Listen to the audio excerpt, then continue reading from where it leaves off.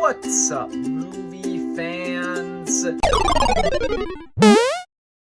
Guys, before I get into the main topic of today's video, I would just like to say something that I think is funny. Whoever was in charge of picking what trailers play before Blue Beetle at AMC theaters, they were terrible at their job. Normally, the trailers that play before a movie relate to that movie in some way. Like, they're kind of like for the demographic that's going to see that movie. Blue Beetle had a whole weird mix of trailers that played before it. A Haunting in Venice, a movie that's like a murder mystery horror movie. Trolls, Paw Patrol, they had The Nun at one point. Like, it was all over the place. I just thought that was so weird, and I felt the need to mention that. Anyway, now on to the topic of today's video. So today I'm talking about Blue Beetle, the newest DC movie that recently released in theaters. This movie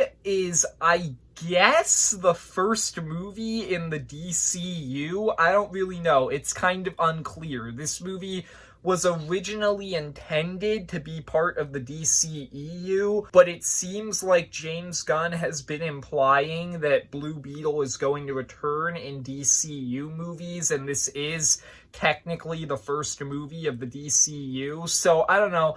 It's kind of unclear, but I'm just going to assume that this is the first movie of the DCU. So today I'm going to talk about Blue Beetle, everything I liked about it, everything I disliked, and then my final score, as always, starting with everything I liked. One thing that I really liked about Blue Beetle is that this is a smaller scale superhero story, which is something that I think we kind of need right now. Like, one problem that a lot of people have been having with superhero movies recently that has been leading to a lot of the superhero movie fatigue that people have been getting. A lot of superhero movies are just like big, over the top now. They're all like going super high stakes, high scale stories. So a lot of the time I think it's fun to get a movie like Blue Beetle that's a superhero movie that kind of takes a smaller scale approach. It doesn't have like world-ending stakes or anything like that. It's kind of this smaller superhero movie that has like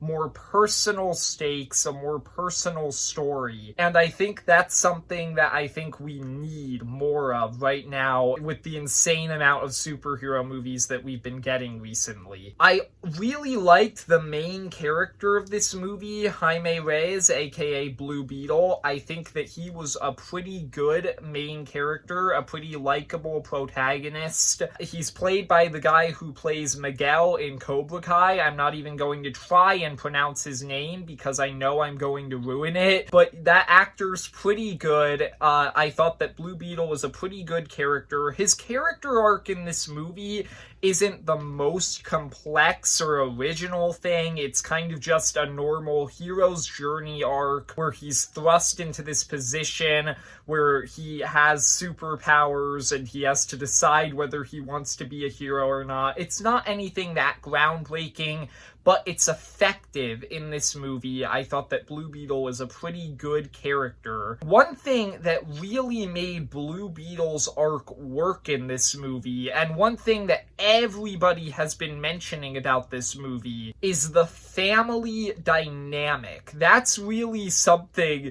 this movie really does focus on a lot, is Jaime's relationship with his entire family. His family plays a surprisingly large role in this story, and I thought that was pretty cool. It led to some really fun moments and funny moments because his family does all of them have like their own unique fun personalities, but it also led to some pretty emotional moments, some good themes in there. I think the standout characters on Jaime's family were definitely his Nana or his grandmother and then his uncle. They were really funny characters characters with a lot of standout moments, but his dad also plays an important role in the movie. His sister is a pretty fun character. His mother doesn't really get a lot to do, but she's still important. Yeah, I just really liked the family dynamic in this movie and how surprisingly important Jaime's family was to this movie's story. The last real thing that I wanted to mention as a positive for this movie is I just think that a lot of the action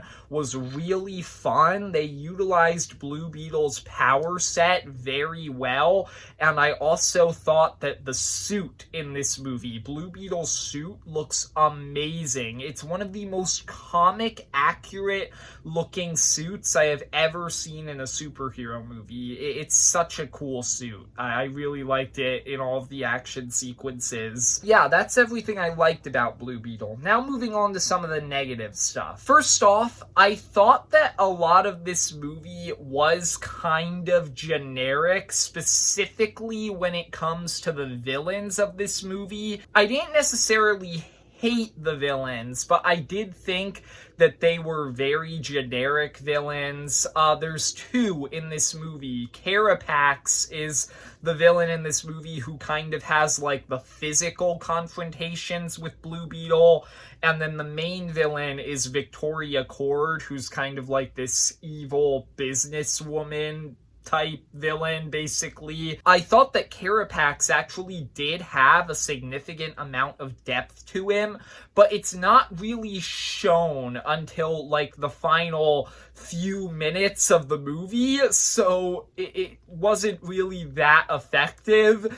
And then also, I thought that Victoria Cord was just very generic. She doesn't have any depth to her. There were some moments in this movie where she kind of had a high evolutionary effect, which is now what I'm calling it when a villain has no depth, but they make up for it by being hateable. But I still didn't think that Victoria Cord was anything that amazing as a villain, and she's definitely no high evolutionary. Another problem that I had with this movie, I didn't think that Jaime's Scarab gets enough development as a character in this movie, because if you don't know the lore behind Blue Beetle, the scarab, like the alien scarab that attaches to Jaime's back, is actually like a sentient being, and it talks in this movie, and it was clear that they were trying to kind of develop over the course of the story a relationship between Jaime and the Scarab, but I don't think that it was very effective. I thought the Scarab's arc was very rushed. There were some like